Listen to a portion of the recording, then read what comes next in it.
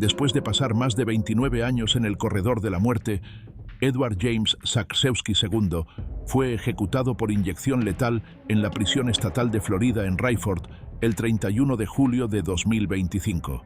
Pero para entender cómo llegó allí, debemos retroceder a junio de 1994, el día en que su esposa y sus dos pequeños hijos fueron hallados sin vida dentro de su casa en Gulf Breeze, en el condado de Santa Rosa, Florida. No solo les quitó la vida, le quitó la vida a su propia familia. Su esposa, Sylvia, tenía 38 años. Sus hijos, Kim, de 7, y Anna, de 5, acababan de terminar el año escolar. Fue algo planeado, meticuloso, frío. Cuando la policía llegó a la casa de los Zaksewski, se encontró con una escena que jamás olvidarían. El cuerpo de Sylvia fue hallado en el dormitorio. Kim y Anna fueron encontrados en el baño. Las autopsias más tarde confirmaron lo que los oficiales sospechaban. Sus muertes no habían sido rápidas. Ambos niños tenían múltiples heridas defensivas. Kim presentaba profundas laceraciones en el cuello, los hombros y la espalda. Las heridas de Anna se concentraban en la cabeza y la parte superior del cuerpo. Para cuando los investigadores lograron reconstruir los hechos, Zaksewski ya había huido. Menos de 24 horas después del crimen, abordó un avión en Orlando con su propio nombre y voló a Hawái. Comenzaría una cacería humana. Zaksewski había servido en la Fuerza Aérea de EEU. Era sargento técnico, originario de Kalamazoo, Michigan, y conoció a su esposa, Poon Im, quien más tarde adoptó el nombre de Sylvia, mientras estaba destinado en Montana en 1986. Cuando ella quedó embarazada, se casaron y formaron una familia. Entre 1989 y 1992, la pareja vivió en Corea del Sur, donde Zaksewski estaba desplegado. Pero la vida allí no fue fácil. Sylvia sufrió discriminación abierta por su matrimonio interracial y por tener hijos mestizos. Y cuando la familia se trasladó a Florida, las grietas se profundizaron. Su matrimonio se volvió tenso. El aislamiento, el choque cultural y la presión de empezar de nuevo en un país diferente, todo eso pasó factura. Pero nadie habría podido predecir hasta dónde llegaría Edward. 9 de junio de 1994. Sylvia Zaksewski había tomado una decisión. Iba a dejar a su esposo. Después de años de tensiones y distancia emocional, planeaba divorciarse de Edward Zaksewski y regresar a Corea del Sur, llevándose a sus dos hijos con ella. Lo había pensado durante un tiempo. Ese día, su hijo Kim llamó a su padre al trabajo para decírselo. Era el tipo de noticia que no solo duele, encendió algo mucho más oscuro. Durante su hora de almuerzo, Zaksewski se detuvo en una tienda local. Compró un machete. Cuando llegó a casa, reunió una cuerda y una barra de hierro, escondiéndolas en el baño. Ese fue el momento en que cruzó la línea, silenciosamente, deliberadamente. Y una vez cruzada, no había vuelta atrás. Esa tarde, Sylvia y los niños regresaron, sin saber que sería su último día juntos. Golpeó a Sylvia con la barra. Luego usó la cuerda para asfixiarla. Pero no había terminado, ni con ella, ni con los niños. El primero en ser llamado fue Kim, de 7 años. Zaksewski le dijo a su hijo que fuera a cepillarse los dientes. Cuando el niño entró al baño, Zaksewski usó el arma que había comprado contra él. Luego llamó a Anna, de 5 años, dándole la misma instrucción: cepíllate los dientes. Ella siguió los pasos de su hermano, sin sospechar nada, y encontró el mismo destino. Después, Zaksewski arrastró el cuerpo de Sylvia al baño y volvió a atacarla, esta vez con el machete. Los últimos golpes no fueron por necesidad. Ella ya estaba vencida, pero la atacó de nuevo, mutilándola para asegurarse de que no sobreviviera. El médico forense, el doctor Edward Harvard, determinó que Sylvia aún estaba viva cuando fue estrangulada, a pesar del cráneo fracturado, a pesar de al menos 8 heridas en la espalda. Pero lo que Zaksewski hizo después dejaría conmocionados incluso a los investigadores más experimentados. Tras quitar la vida a su esposa e hijos, Edward Zaksewski no se quedó a enfrentar las consecuencias. En cambio, condujo hasta Orlando, abordó un vuelo hacia Hawái y desapareció. Allí adoptó una nueva identidad. Se registró bajo el nombre de Michael Green en una misión local, usando un alias pero no una identificación falsa. No ocultó su rostro, simplemente no hablaba de su pasado. Encontró refugio en una comuna religiosa dirigida por un ministro local. A cambio de realizar trabajos de mantenimiento y otras tareas, Zaksewski podía vivir en una pequeña cabaña en la propiedad. Se mimetizó, callado, discreto, un hombre que había borrado su nombre, pero no sus actos. De vuelta en Florida, los investigadores ya estaban reconstruyendo el horror que se había desatado en aquella casa. Zakrzewski, ahora ausente sin permiso de la Fuerza Aérea, fue catalogado como desertor, pero lo que descubrieron fue mucho más grave. En cuestión de días, fue acusado en ausencia de los homicidios de su esposa y sus 2 hijos. Pasaron meses. Luego, en octubre de 1994, el caso captó la atención nacional. Los homicidios de la familia Zakrzewski fueron presentados en la serie documental de crímenes misterios sin resolver. Televidentes de todo el país vieron su rostro, y uno de ellos lo reconoció. El ministro, el anfitrión de Zakrzewski en Hawái, había estado viendo el programa. Comentó que el hombre del documental le resultaba familiar, que se parecía a Zakrzewski. Al día siguiente, el 15 de octubre de 1994, Zakrzewski se entregó silenciosamente a las autoridades. Fue extraditado de regreso a Florida el 25 de octubre de 1994. Los cargos lo esperaban. No habría demoras. No habría forma de escapar de lo que había hecho. Pero la historia no terminó con su arresto. En agosto de 1995, mientras esperaba su juicio en la cárcel del condado de Okaloosa, Zakrzewski y otro recluso intentaron escapar. Fueron capturados antes de poder cruzar la cerca. No habría un segundo acto de desaparición. No habría un nuevo nombre. No habría una nueva vida. Solo el largo camino hacia la sentencia y los años que le seguirían en el corredor de la muerte. El 19 de marzo de 1996, Edward Zakrzewski se presentó ante el tribunal y se declaró culpable. Admitió haber quitado la vida a su esposa, Sylvia, y a sus 2 pequeños hijos, Kim y Anna.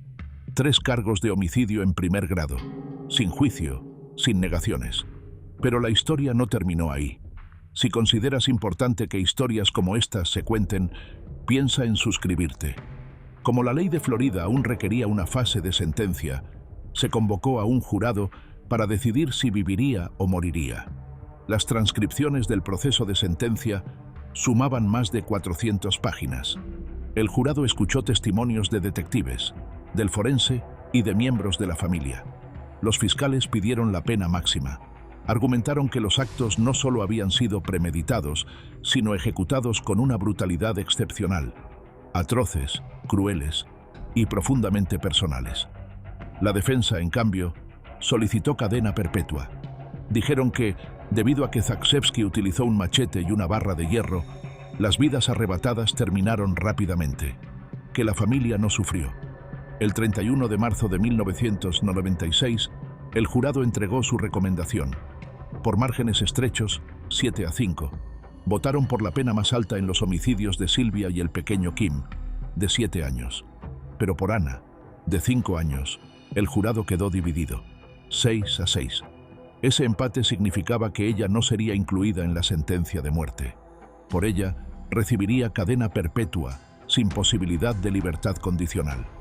Lo que siguió fue una audiencia final, una última oportunidad para convencer al juez. El abogado de Zakrzewski, Elton Killam, suplicó clemencia. Describió a un hombre al borde del colapso, emocionalmente frágil, mentalmente desmoronado. Le dijo al tribunal que Zakrzewski había sido psicológicamente atormentado por su esposa, quien según él era infiel, adicta al juego y amenazaba con llevarse a los niños de regreso a Corea del Sur. Según la defensa, Zakrzewski creía, erróneamente, que acabar con sus vidas era un acto de misericordia, que en Corea, como niños mestizos, nunca serían aceptados. Temía que fueran marginados, no amados, solos. Killam describió los homicidios como instantáneos, clínicos.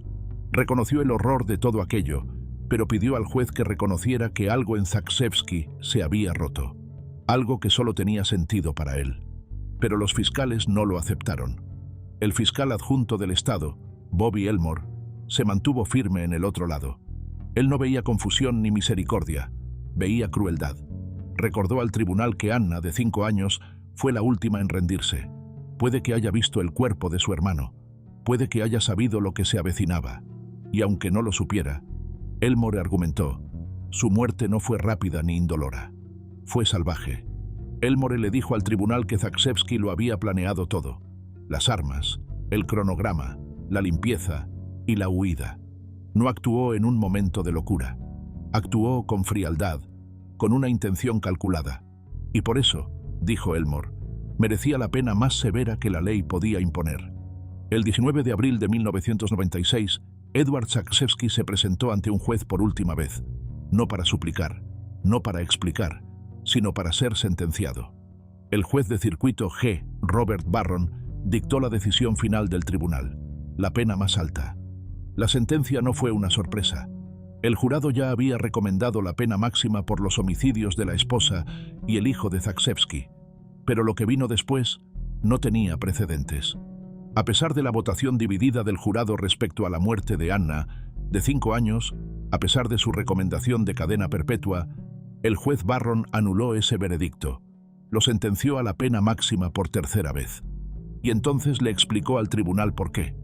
En sus palabras al sentenciarlo, el juez Barron dijo que el homicidio de Anna no solo era trágico, era horrendo.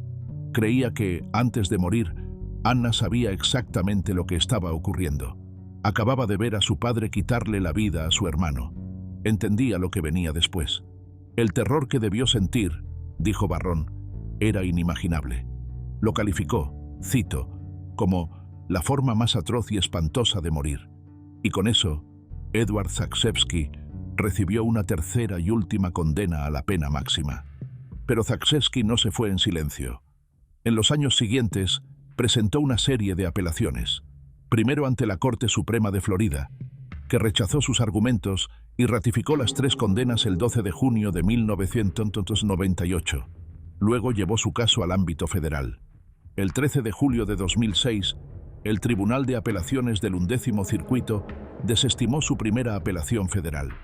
3 años después, el 9 de julio de 2009, rechazaron una segunda. Para 2016, Zagrzebski había pasado 2 décadas completas en el corredor de la muerte de Florida. La batalla había terminado. Era uno de los 141 condenados en el estado que ya no tenía opciones legales. Cada apelación había sido agotada. Cada puerta se había cerrado. No habría más argumentos, ni nuevas pruebas, ni indultos. Para Edward Zagrzebski, este era el final del camino. Aún así, Edward Zagrzebski siguió luchando. Incluso después de 2 décadas en el corredor de la muerte, incluso después de que los tribunales habían hablado. Presentó otra petición, esta vez para una resentencia. El 25 de mayo de 2017, la Corte Suprema de Florida respondió. La apelación de Zagrzebski citaba una reforma legal reciente, que las sentencias en Florida ya no podían imponerse sin un veredicto unánime del jurado. Pero la Corte fue firme. El cambio, dijeron, no se aplicaría retroactivamente. Las sentencias de Zagrzebski habían sido ratificadas por la Corte Suprema de los Estados Unidos en 1999, mucho antes de la nueva ley. No sería resentenciado. Sus condenas se mantendrían. Y aún así, el mundo siguió adelante.